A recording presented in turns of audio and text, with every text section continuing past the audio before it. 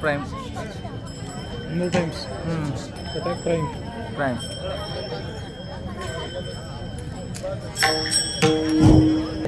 रामकृष्ण हरी रामकृष्ण हरी रामकृष्ण हरी समोर आवाज द्या रामकृष्ण हरी को कमी करायचं रामकृष्ण हरी रामकृष्ण हरी रामकृष्ण हरी रामकृष्ण हरी रामकृष्ण हरी रामकृष्ण हरी रामकृष्ण हरी म्हणा रामकृष्ण हरी रामकृष्ण हरी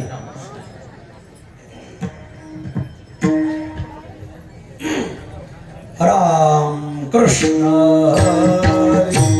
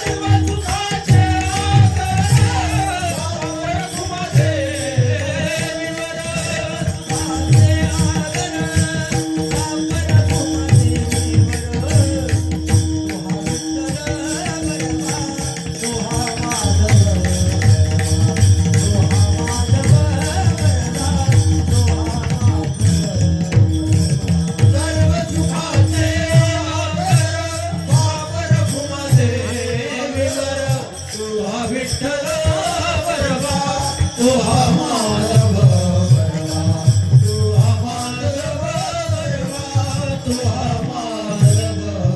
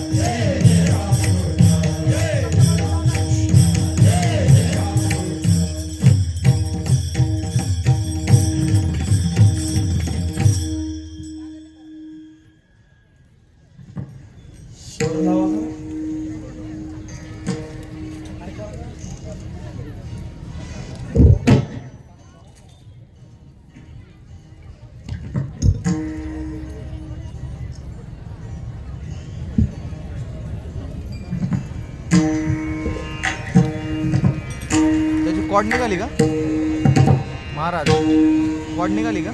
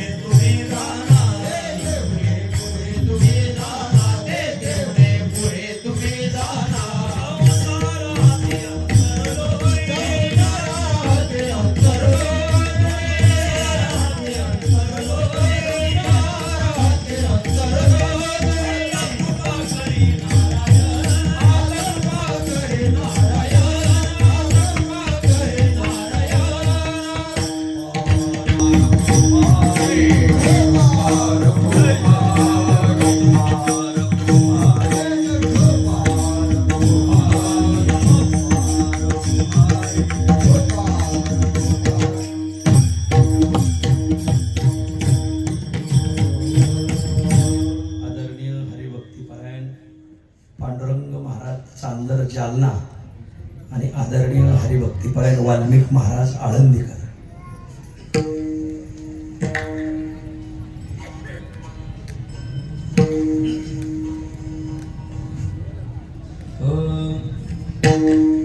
रणी निघता शूर न पाये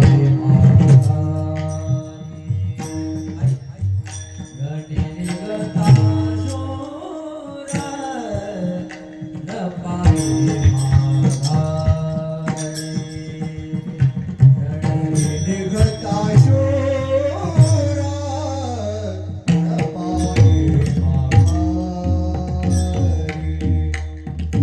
रणी निघता शूर न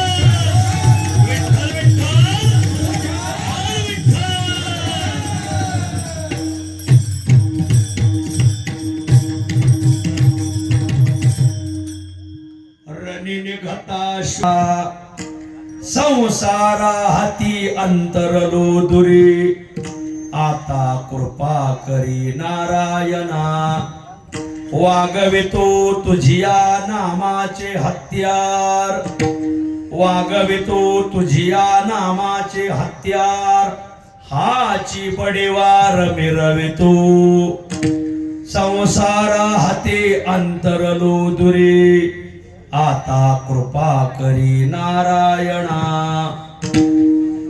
तुका म्हणे मज फिरता माघारे तुका म्हणे मज फिरता माघारे तेथे उणे पुरे तुम्ही जाना संसारा हाती अंतरलो दुरे आता कृपा करी नारायणा विठ्ठल विठ्ठल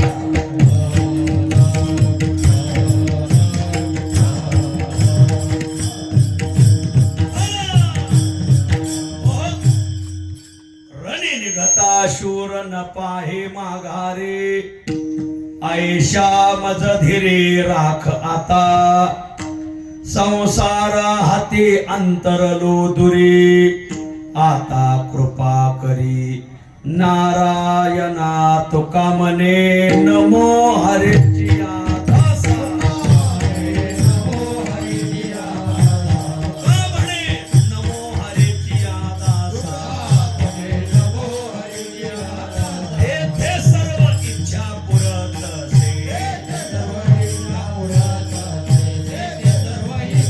पुरत तुका म्हणे नमो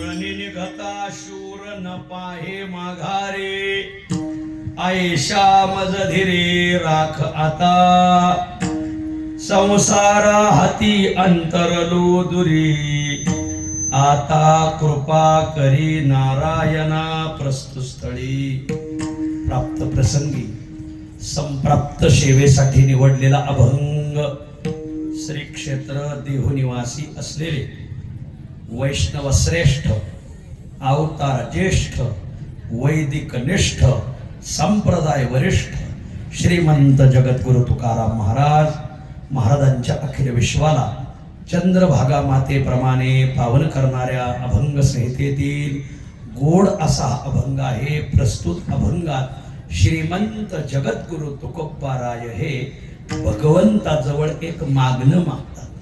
काय मागणं मागतात? भगवंता, मी आता रणांगणात उतरलोय, तर या रणांगणात उतरल्यानंतर माझं रक्षण करणं हे तुझं कर्तव्य आहे.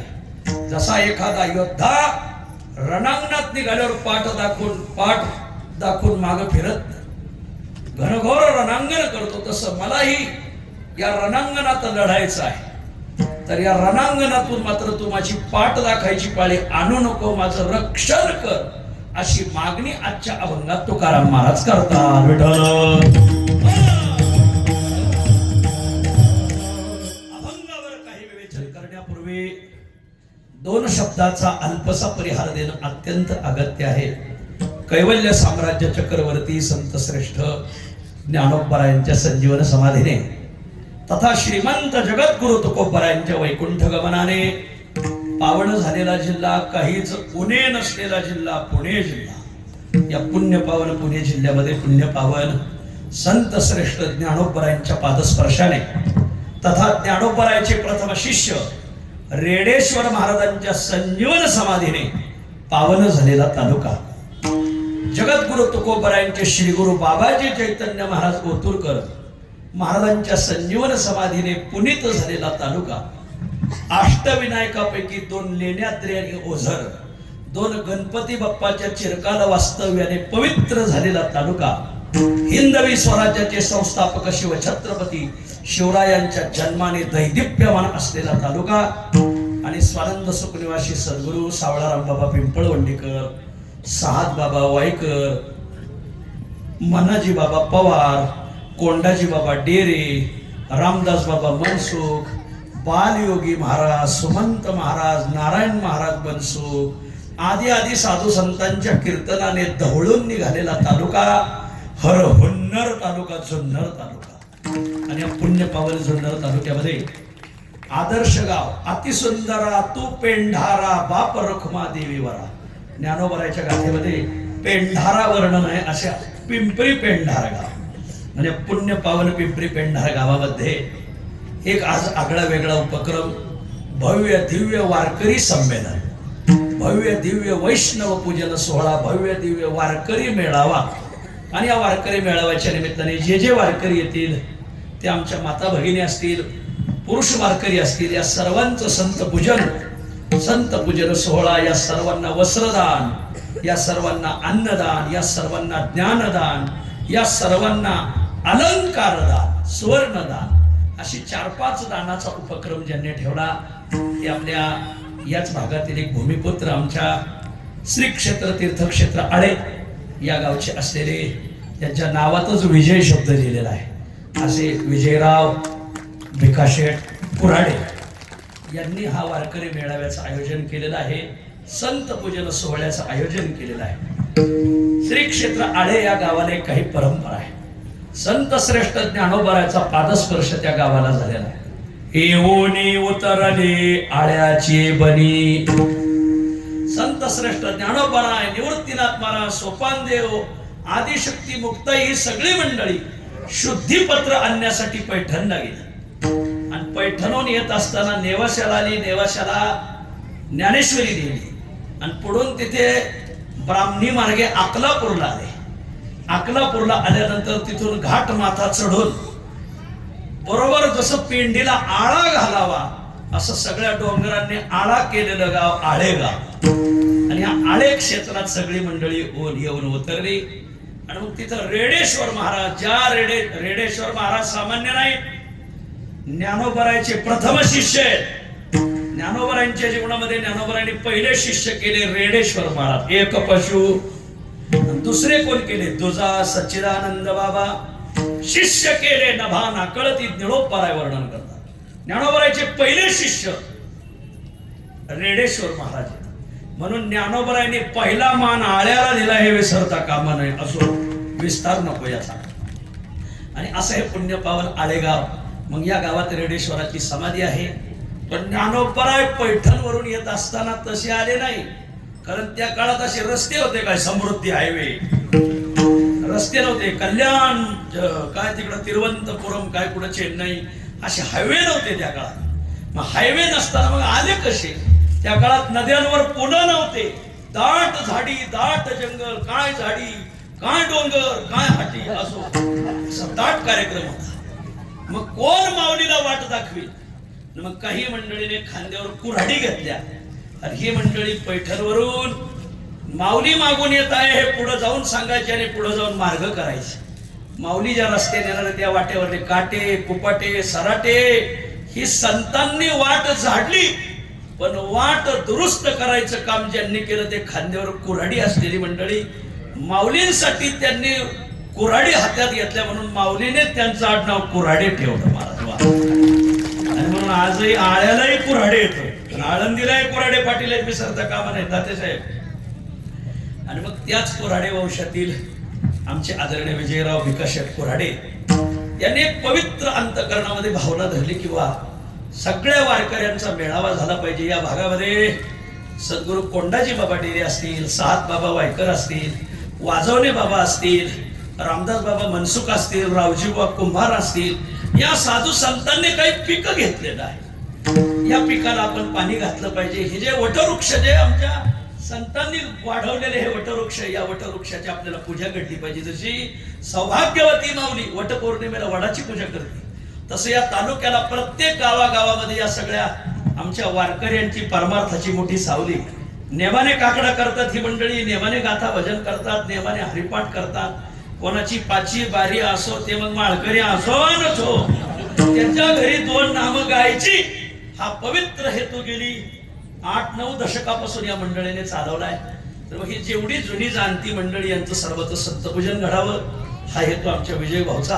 आणि मग या निमित्ताने अन्नदान, संत पूजन, जेवढे भजनी मंडळ आहेत तालुक्यातील जे ज्येष्ठ कीर्तनकार आहेत, युवा कीर्तनकार, ज्येष्ठ कीर्तनकार यांचा सर्वांचा गौरव सोहळा आज ठेवलाय. एक सगळ्या भजनी मंडळाला बसायला सतरंजी ठेवलेली, कारण भजनी मंडळाच्या सतरंजीला भजन ऐकायला आलेली माणसं तशी ऐकत नाही, एक एक दोरा उपसून येते.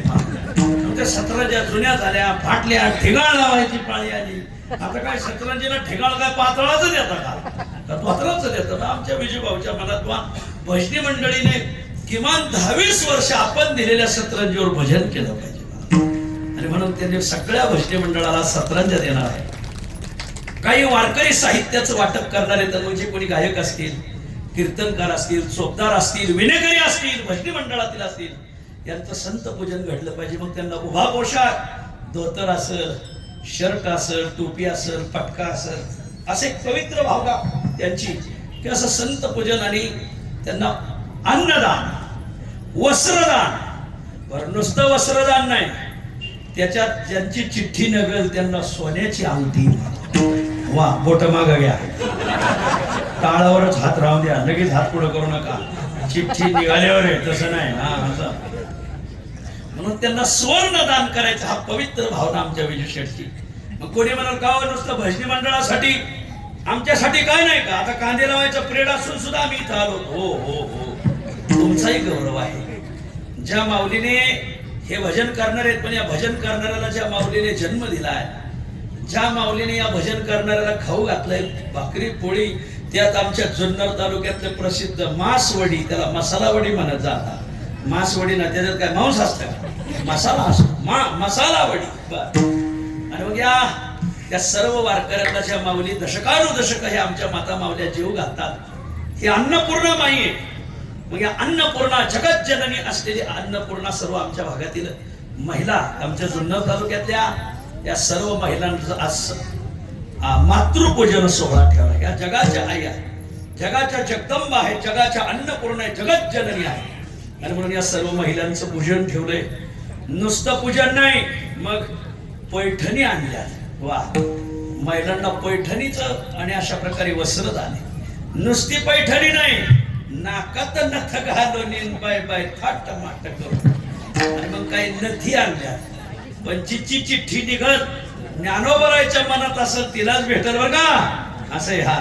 तर नथी आणल्यात, काही अंगठ्या आणल्यात, काही महिलांनाही आपण मातृपूजन सोहळा, महिलांना सुवर्णदान घडावं, पुरुषांना सुवर्णदान घडावं. मग खरं तर मला काल कीर्तन थेट तिकडं खाली भुसावळच्या दरम्यान होतं, आणि मग येणं अशक्य होतं. पण आमचे बाबाजी शेठ, आमचे किशोर महाराज, ह्या सगळ्याचा आग्रह किंवा खूप चांगलं काम आहे विजू शेठचं, आणि शुद्ध येतोय. फक्त साधू संतांची पूजा घडावी, संतांचं पूजन घडावं, संतांची सेवा घडावी, याच पवित्र भावनेने त्यांनी हा कार्यक्रम ठेवलाय.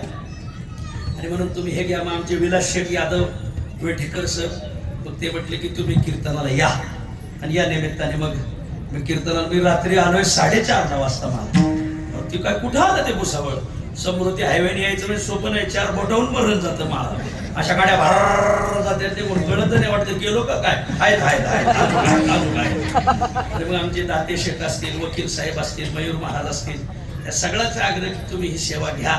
या निमित्ताने आपल्या सर्वांच्या दर्शनास योग आलाय. या निमित्ताने आपल्या जुन्नरची श्रद्धा ज्यांच्या पावर आहे, आदरणीय बाबाजी पुढे बसले, जरा टाळ्या वाजा बाबांसाठी. आपल्या तालुक्याला खूप मोठी सावली महाराज, आदरणीय राजाराम बाबा जाधव, बाबांच्या नावातच राम आहे, नुसता राम नाही, राजा राम आहे. वा.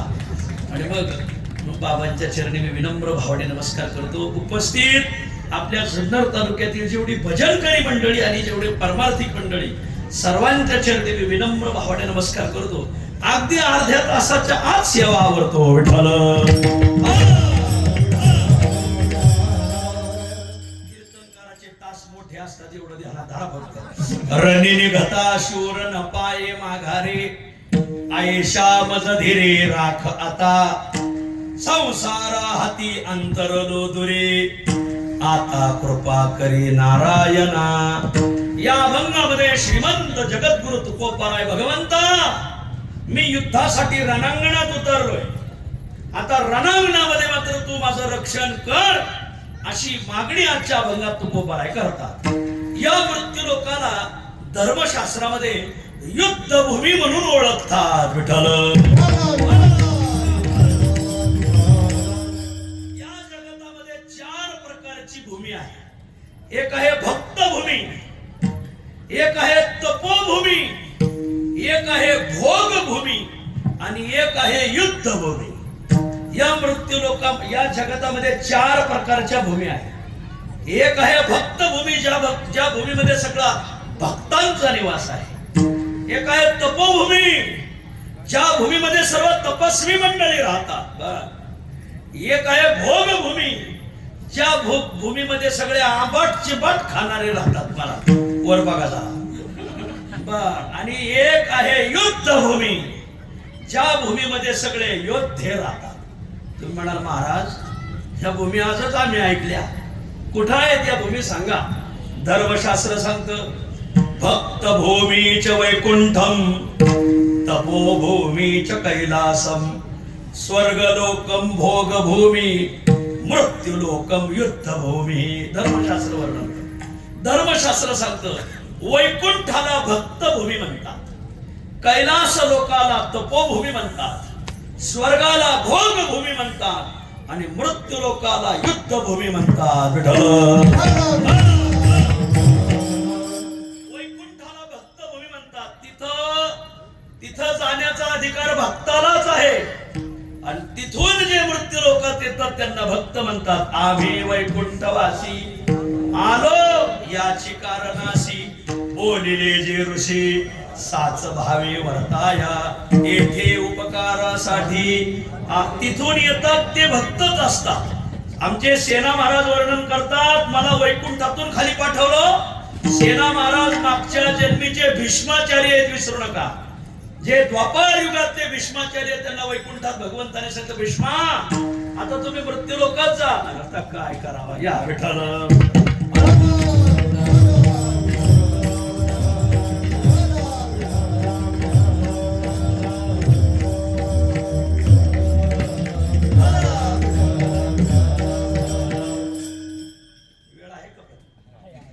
आमच्या पंढरपुरामध्ये गेली 8-9 पिढ्यापासून ज्यांचा परमार्थ आहे, पांडुरंगाचे मानकरी आहेत, पांडुरंगाच्या विशेष उत्सवामध्ये संस्थान ज्यांना बोलावतं, गेली 8-9 पिढ्यापासून ज्यांनी फडकरी परंपरा चालवली आणि त्या 8-9 पिढ्याचं परंपरेचं पुण्य उभं राहिलं आणि गोड व्यक्तिमत्व जन्माला आलं. माझे छोटे गुरुबंधू कृष्णाजी महाराज चौरे, जरा टाळ्या वाजवतात. गोड कीर्तनकार आणि अभंगावर बोलणारे. आता लोक अभंगावर बोलत नाही, कशावर बोलत येत हे व्हिडिओ पाहिल्यावर लक्षात येतं, यांना नाही तारखा दिलेल्या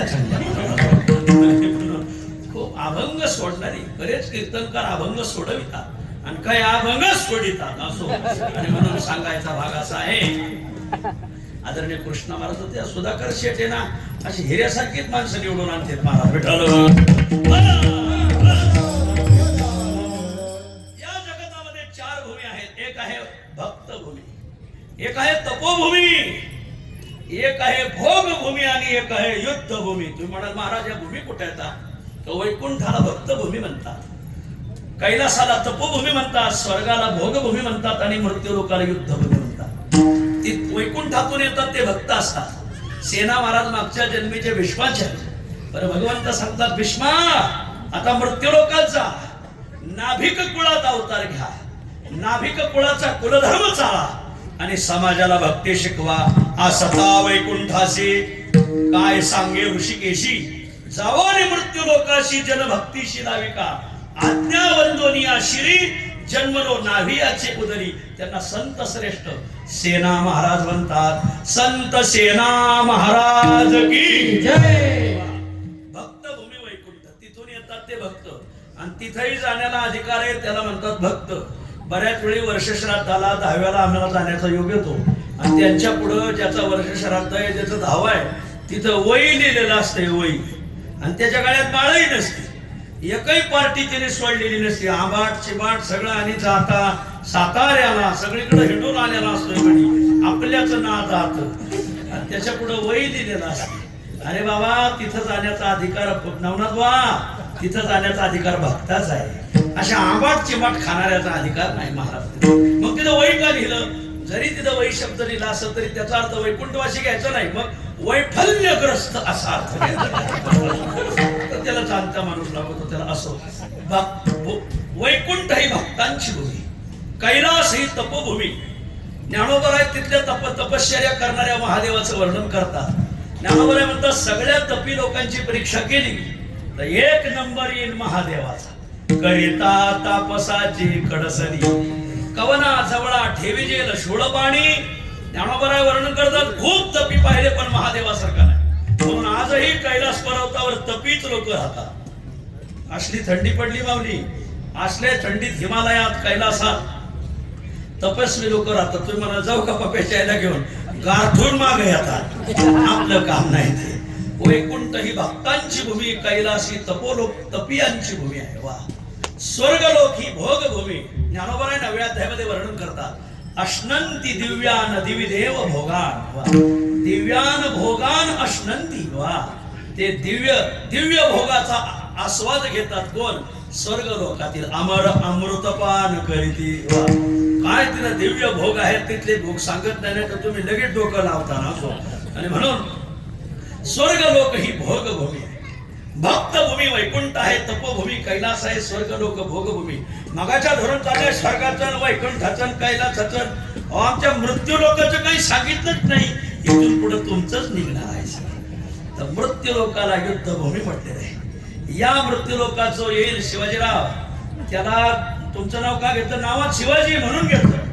हो, या मृत्यू लोकात जो आलाय मग तो शिवाजी राजे असो, संभाजी राजे असो, शहाजी राजे असो, प्रत्येकाला एक ना एक दिवस युद्धाला सामोरं जावं लागतं. आलेत ना मृत्यू लोकात, एक दिवस आपल्याला युद्धाला सामोरं जायचंय. मनात ध्यानात धरा मारा, एक ना एक दिवस आपला असा येणार की आपल्याला युद्ध करावं लागणार.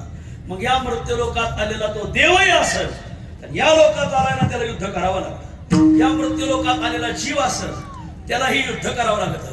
या मृत्यू लोकात आलेला साधक असेल त्या साधकाला युद्ध करावं लागतं. म्हणून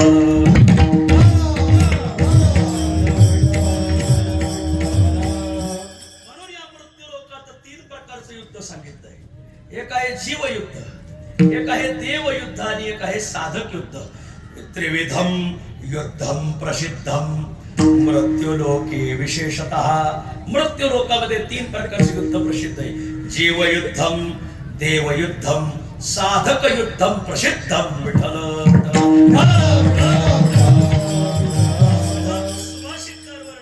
त्रिविधम युद्धम प्रसिद्धम मृत्यू लोके विशेषतः. या मृत्यू लोकामध्ये विशेषतः आणि 3 युद्ध प्रसिद्ध आहे. कोणते 3 युद्ध? एक आहे देवयुद्ध, एक आहे जीवयुद्ध आणि एक आहे साधकाचं युद्ध. आजच्या अभंगात साधकाचं युद्ध आलेलं आहे. माझी विनंती जरा थोडे पडदेवर केली तर जरा हवा येईल. चला हवा येऊ द्या, चला हवा येऊ द्या. भाऊ कदम नाही, कदम मावली. थोडेसे पडदेवर केले तर बरोबर हवा आहे ना येतो.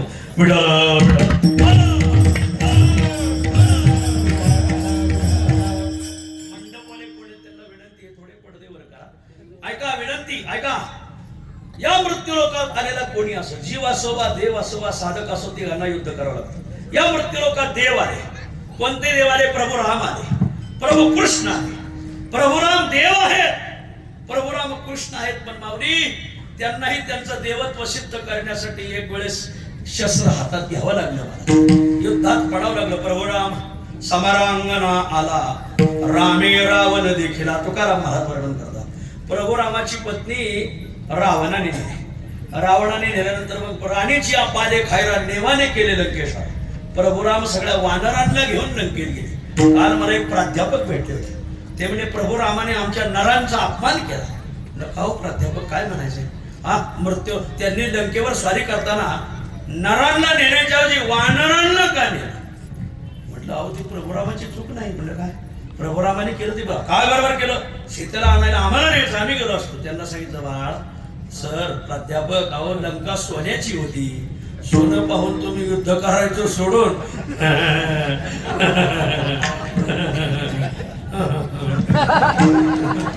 युद्ध पाह, तुम्ही सोनं पाहून युद्ध कर्म नाही. नाही रावणाकडे एवढं सोनं आहे हे पण तुम्ही एखाद्या वेळेस पार्टी सुद्धा बदलली असती, तुमचा काय भरोसा घेता मला? म्हणून माणसं नेली नाही. वर बघा.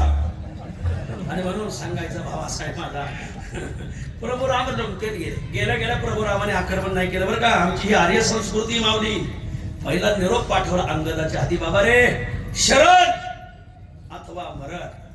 रावणा शरणे, तू जर शरण होई शरणागत किंवा युद्धाशी साधर. तुकाराम महाराज वर्णन करतात. एकतर तू शरण ये, नाहीतर मग युद्धाला तयार हो. रावणाकडे दोन्ही प्रस्ताव होते, शरण अथवा मरण. रावणाने काय निवडावं? रावणाने मरण निवडलं का? शरण येईल तो रावणच कसा. म्हणून जो देवाला शरण जात नाही आजपासून त्याला रावण म्हणा. मग तो आपल्या गावातला जरी असलं देवळात जात नसेल तर त्यांना काय म्हणायचं? ते तुम्ही म्हणा, आम्ही नाही म्हणा. आपण करा सोडवं. रावण शरण येतो तो रावणच कसा. रावण शरण आला नाही. अखेर शेवट युद्ध भडकलं आणि मग प्रभू रामाने रावणाचा वध केला. देव होते पण युद्ध करावं लागलं. तुकाराम महाराज वर्णन करतात, केला रावणाचा वध.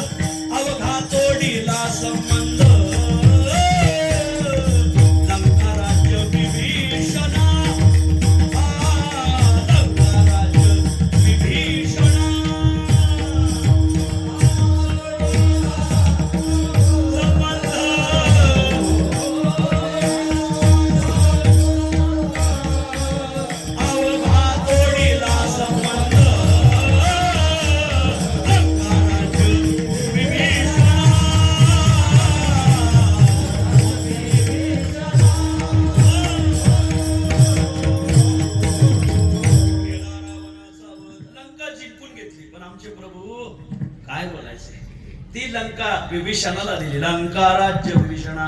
प्रभू राम आहेत पण मृत्यू लोकात आल्यामुळे युद्ध करावं लागलं. प्रभू कृष्ण आहेत म्हणून भगवान कृष्णाची आणि कंसाची भेटी युद्धातच झाली. महाराज झाले कंसा भेटी हरीशी निकट सन्मुखची नीट येरा. आणि मग त्याचे शस्त्र अंगी हानितले. भगवंताने कंसाचा वध केला. दिक नाही देणे अरे मित्रा एक पुतना कंटक मुक्त केला मामा. कंस महादोषी बाळ हत्याराशी पातकांच्या प्रभू कृष्ण आहे. प्रभू राम आहे देव आहे. त्यांना युद्ध करावं लागलं. देवयुद्धम.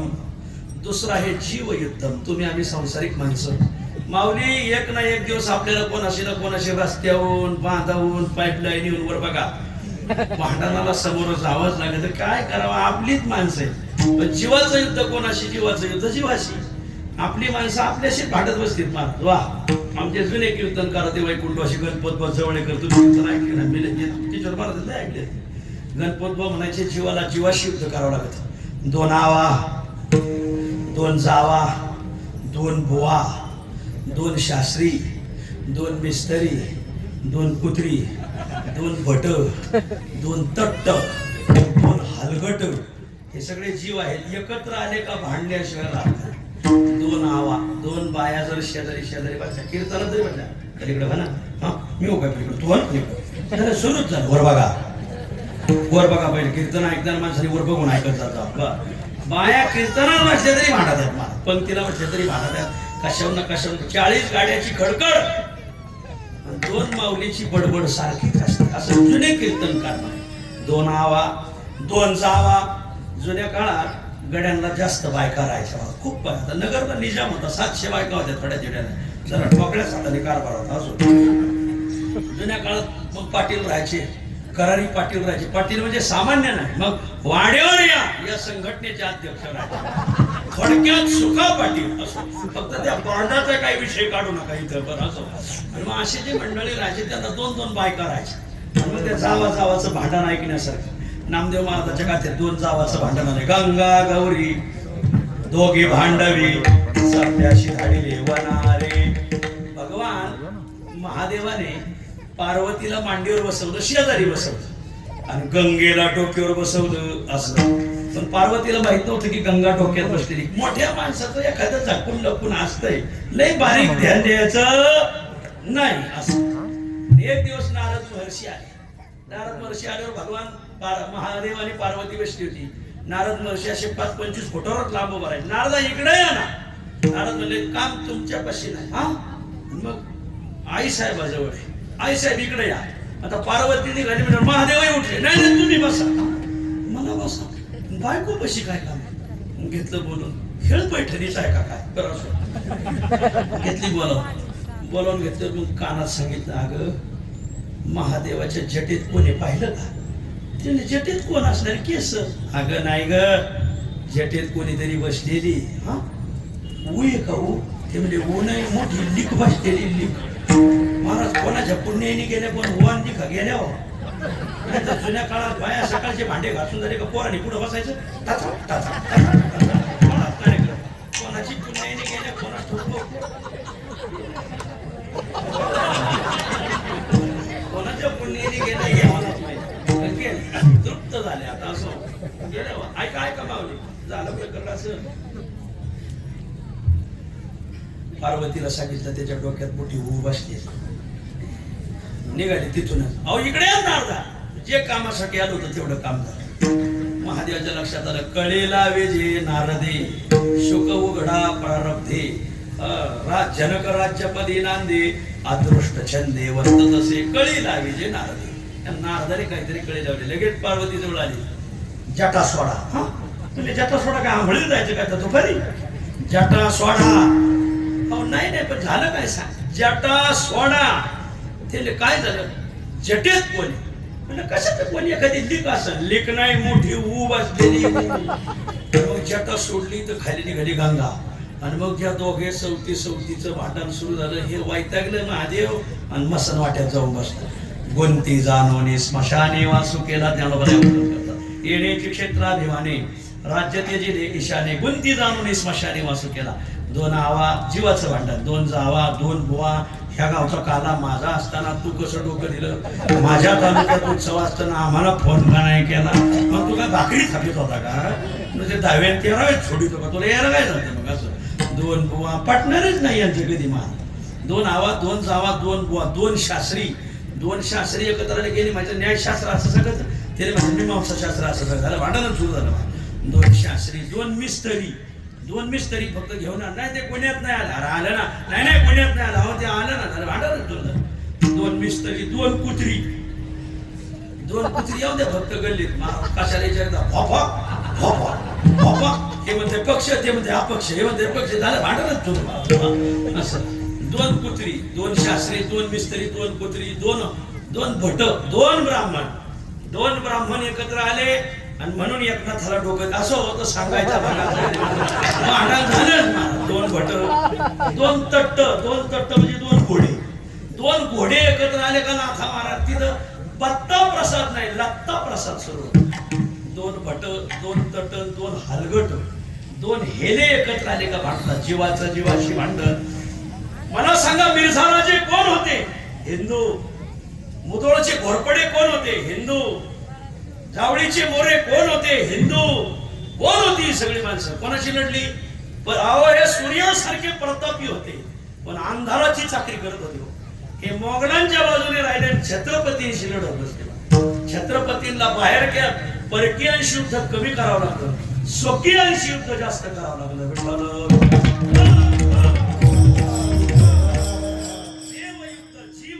साधक युद्धम प्रसिद्धम, साधकही अमृत्यू लोकांना. साधकाशी साधिता ज्ञान, आडवे येत महाविघ्न. अनेक संकटाला सामोरं जावं लागतं आणि मग तो साधक युद्ध करतो. तुकाराम महाराज वर्णन करतात, रात्री दिवस आम्हा, रात्री दिवस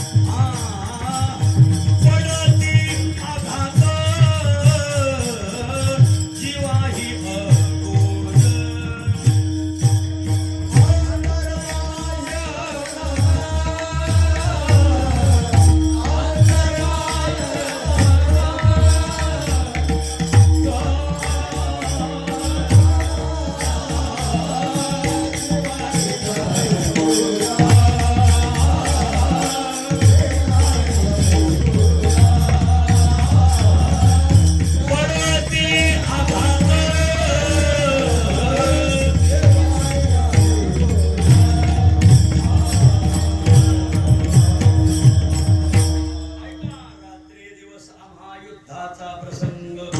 अंतर्बाह्य जग आणि मन. साधकाला बाह्य युद्ध करावं लागत आणि अंतर्युद्ध. अंतर्युद्ध विकाराशी, बाह्य युद्ध संसाराशी. संसाराशी युद्ध हो, विकाराशी युद्ध हो. विकाराशी युद्ध काय, हे विकार क्षेत्र. याला परमार्थ आवडत नाही. जे जे हिताशी निके ते या इंद्रियाशी सदाची दुःखी. हे पंच ज्ञानेंद्रिय, पंच कर्मेंद्रिय, पंच प्राण यांना परमार्थ केलेला आवडत नाही. इंद्रिय बहिर्मुख आहेत. परायच खाणी व्यत्रात स्वयंभू तस्मात् परं पश्यन्तीनांतरात्मा कष्टेंद्रिय प्रत्येगात्मानं ऐक्षत आवृत्त चक्षु अमृतत्व इच्छत. उपनिषदामध्ये वर्णन केलंय की इंद्रिय बाहेर आहेत, बहिर्मुख आहेत. मग इंद्रियाला अंतर्मुख करताना साधकाला युद्ध करावं लागतं. विकारांची धाड पडते. कधी कोणता विकार येऊन धाड टाकीन. आळसाची धाडी तुका म्हणे बहुनाडी. आली उर्मिस आहे तुका म्हणे थोडे काम क्रोध लोभ मद मत्सर हे विकार साधकावर धावून येतात कामाची कोतवालयाने नागविले बहुताशी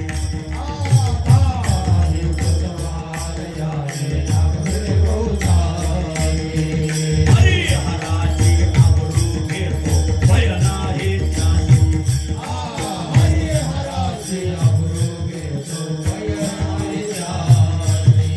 जमदाग्नी दुर्वासनाई महामहाऋषी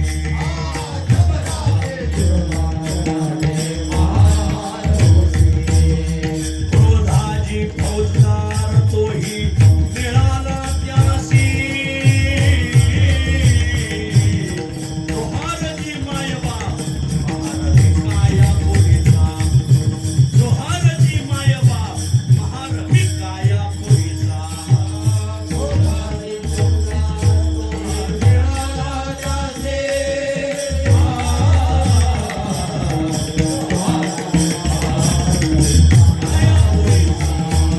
जोहारची मायबा महारथी काया साधकाला युद्ध विकाराशी करावं लागतं मग साधक विकाराशी युद्ध करत असताना काम क्रोध बंदिखानी तुका म्हणे दिले दोन्ही इंद्रियाचे धनी आम्ही झालो गोसाई ते युगांत होय ते वीर विराग साहित्यानं पराय या साधकाचं वर्णन करतात महाराज पुढं पुढं ऐका साधकाला अंतर्युद्ध आणि बाह्य युद्ध या जगाशी या समाजाशी का बरं समाज साधकाच्या परमार्थाला हसतो नाव ठेवतो जाती कुळाची बंधनं घालून माग ओढण्याचा प्रयत्न करतो वेळ प्रसंगी घात करतो विठ्ठल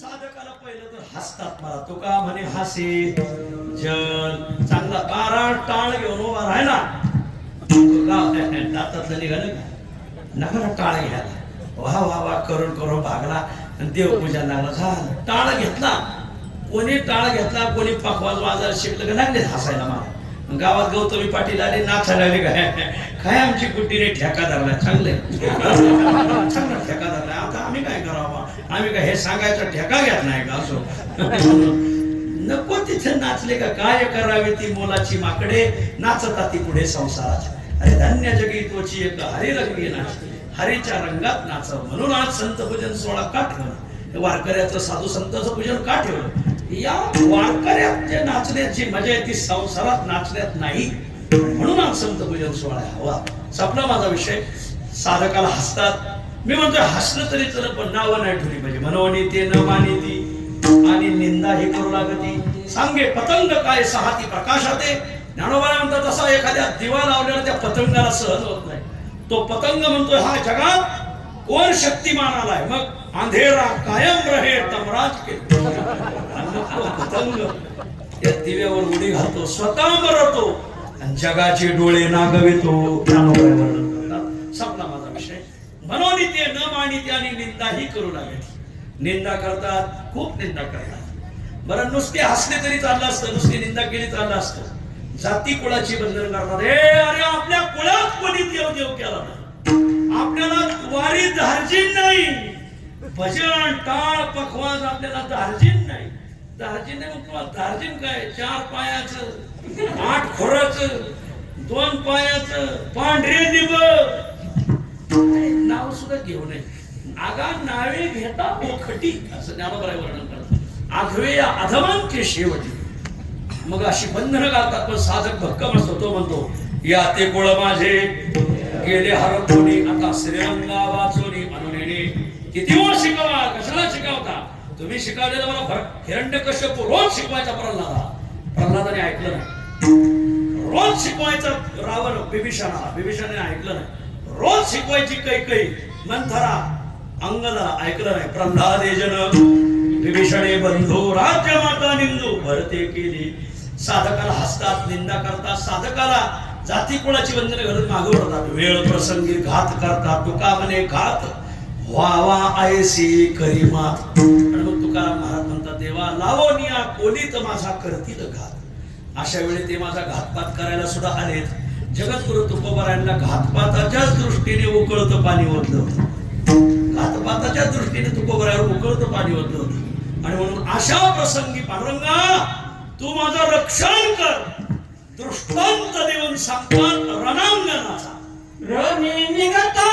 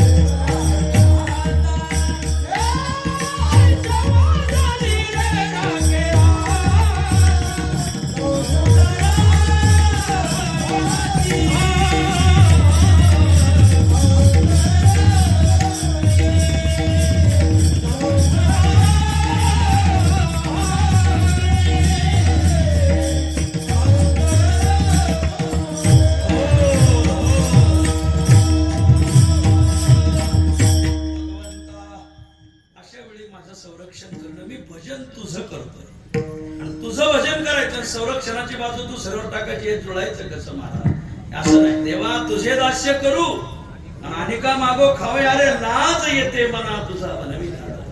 अशा वेळी पाठिंबा तू दिला पाहिजे. जन्मभर पक्ष आम्ही वाढवला आम्हालाच बाहेर काढलं. हा आमचा मार्ग खडसेतर झाला आपलं खडतर झाला आणि म्हणून मी लांबून आलोय झोपलेलो नाही. एखादा शब्द मागं पुढं होऊ शकतो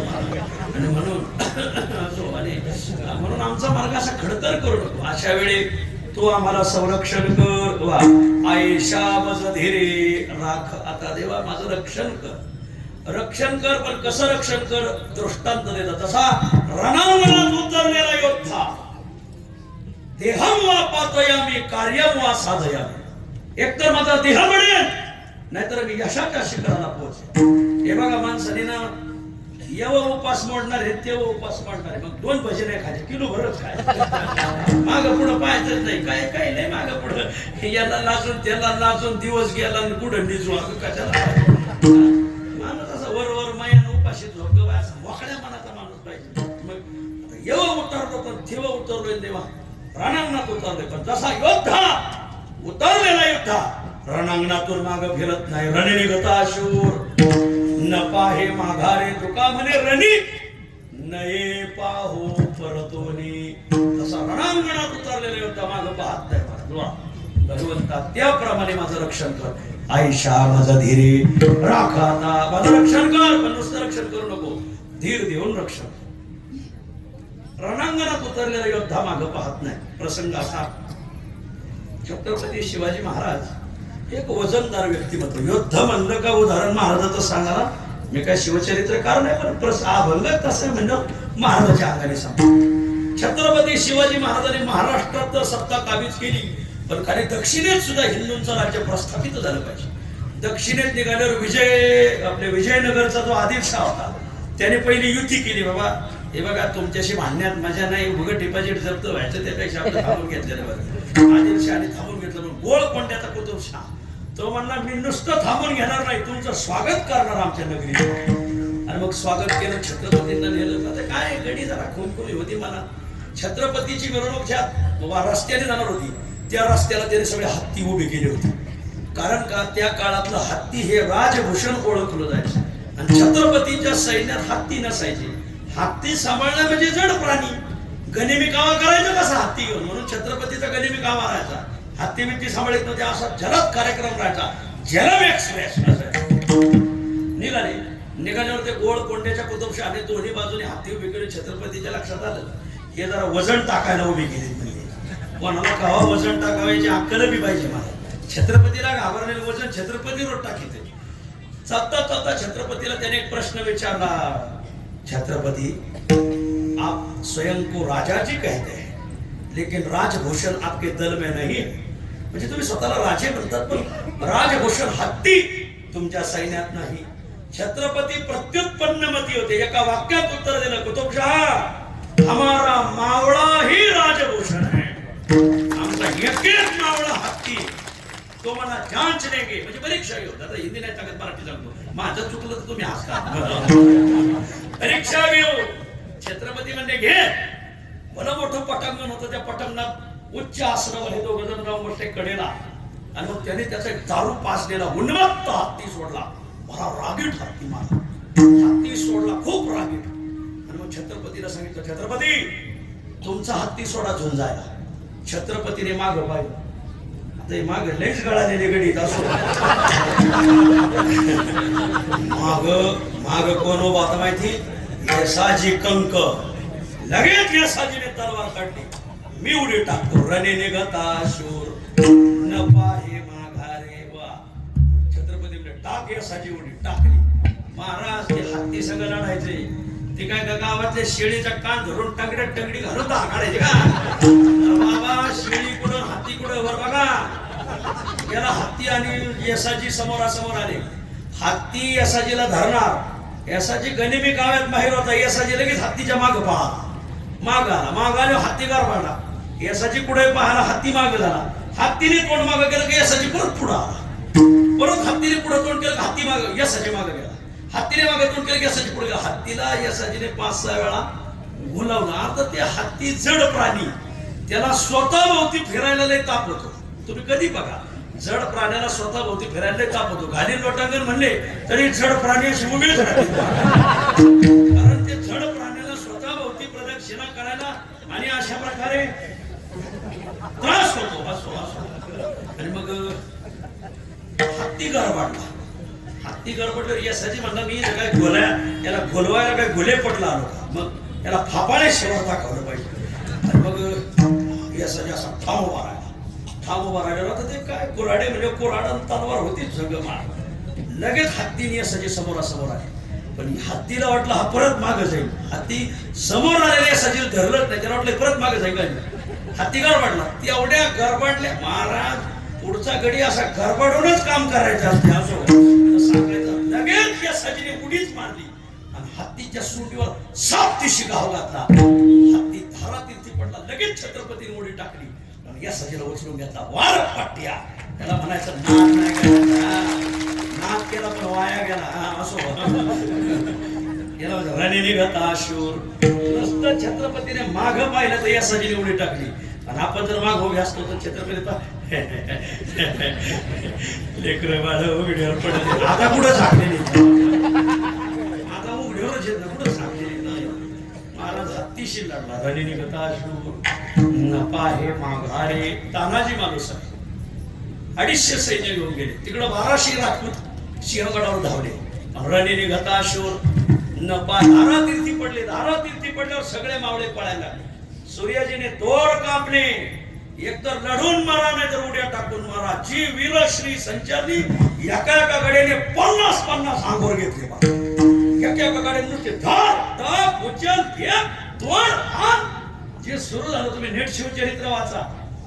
अक्षरशः 250-300 जणांनी 1200, 1250, 1500 राजपुतांचा नायनाट केला. विषय सांगा. याला म्हणायचं रणे निघता शूर न पाहे माघारे.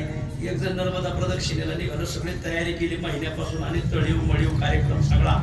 ज्या दिवशी निघायचं त्या दिवशी बायको म्हणे खाऊ तिकडं खायची नाही आबळ होईल.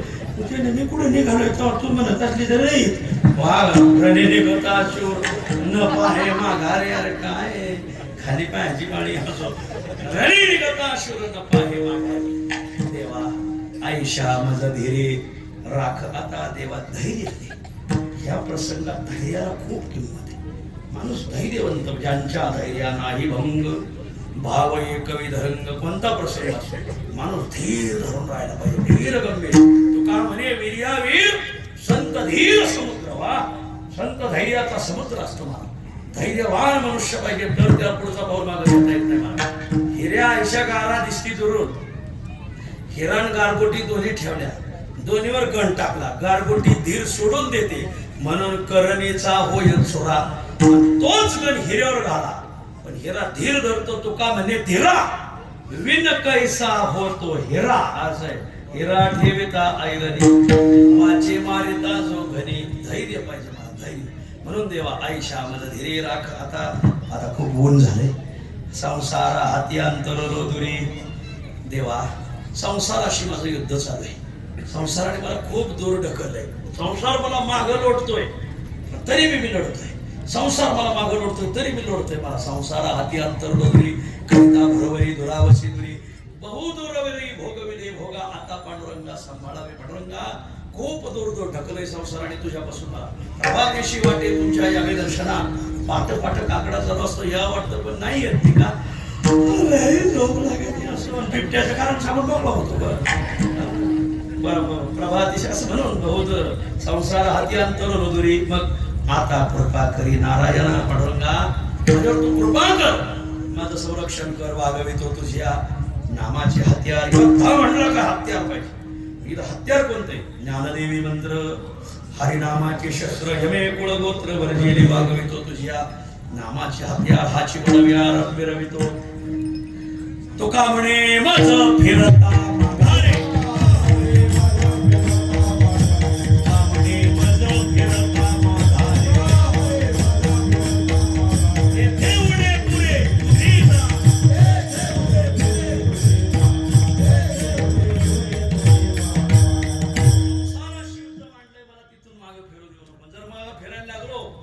कुठं कमतरता पडली कुठं ऊन पडलं कुठं पुरतं करायचं हे तू जाण.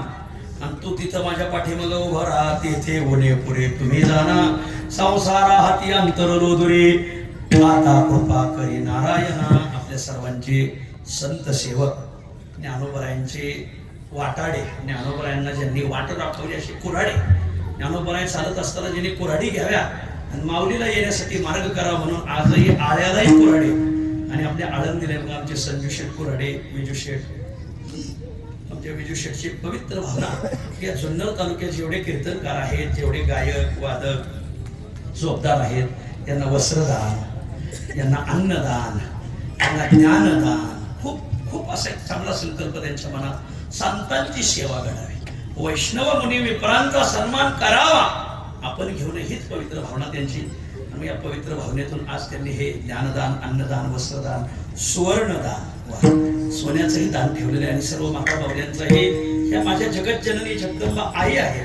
आईला आपण वस्त्रदान पैठणी द्यावी काही सुवर्णदान द्यावं. आणि म्हणून या पवित्र उद्देशाने त्यांनी हा वैष्णव मेळावा संत पूजन सोहळा हे ठेवलेला आहे. आणि माऊली कुणा संगे या कार्यक्रमाचं त्यांनी आयोजन केलं. मग आता काहीतरी करण्यापेक्षा थोडं कीर्तन असावं. त्यांना माहिती कदर माऊली ह्या भागातलं खूप लाडकं आहे. आणि म्हणून आम्ही ओतूरचा उत्सव आळ्याचा उत्सव खूप या भागात रोजच असतोय मी. म्हणजे म्हणून सगळ्यांना बोलवलं. आता आमची पण सगळीच मंडळी असतात. मी एखाद्याच नाव घेतलं तर एखाद्याच राहून जाईल म्हणून सगळी या भाग मी सगळ्याला नावानिशी नाही गावानिशी ओळखतो पा. अशी सगळी मुली मंडळी आज अगत्याने उपस्थित आहे. आपल्या बाबाजी शेठचा खूप आग्रह, विराट शेठचा खूप आग्रह किंवा संतांचं पूजन असल्यावर आपण आलं पाहिजे. म्हणून रात्री आम्ही तिकडे कळम सरा पुढे पार पाचवर तिथून पार पहुरून तिथून शिल्लोडून आखा खानदेशात मराठवाडा वळण निघा आणि म्हणून आपल्या सगळ्यांच्या दर्शनाचा योग आला. असो पुढती विजय भाऊचा आणि आपलं प्रेम अभंग राहो अशी पांडुरंगाला प्रार्थना. सगळ्यात सुंदर एक आमंत्रण आहे माऊली. 23 जानेवारी ते 31 जानेवारी ज्ञानोबरायाचा 750वा पत्रिका घेता की हा ज्ञानोबरायाला अवताराला येऊन यावर्षी 750 वर्ष पूर्ण होतात. बर सावता महाराजाला अवताराला येऊन यावर्षी 775 वर्ष पूर्ण होतात. नामदेव महाराजांनी संत जनाबाई यांना समाधी घेऊन 675 वर्ष पूर्ण होतात. नाथांचे गुरु एका जनार्दन आपलं जनार्दन पंत रामा जनार्दन एका जनार्दन जनी जनार्दन त्यांचे शिष्य तर त्या जनार्दन पंत देशपांडे 40 गावकर देवगिरीला समाधी त्यांची दौलताबादला या वर्षी त्यांनाही अवताराला समाधी घेऊन 450 वर्ष पूर्ण होतात. तपोनिधी नारायण महाराज हुकर अवताराला येऊन 375 आणि तुकोबा यांचं सरत 375 अशा 7 संतांचा उत्सव आपल्या पुणे जिल्ह्याच्या वतीने भंडारा डोंगराच्या पायथ्याला 1,00,000 भाविकांच्या उपस्थितीत संपन्न होतो. 2 मंडप आहेत. एका मंडपात गाथा पारायण आणि एका मंडपात ज्ञानेश्वरी पारायण.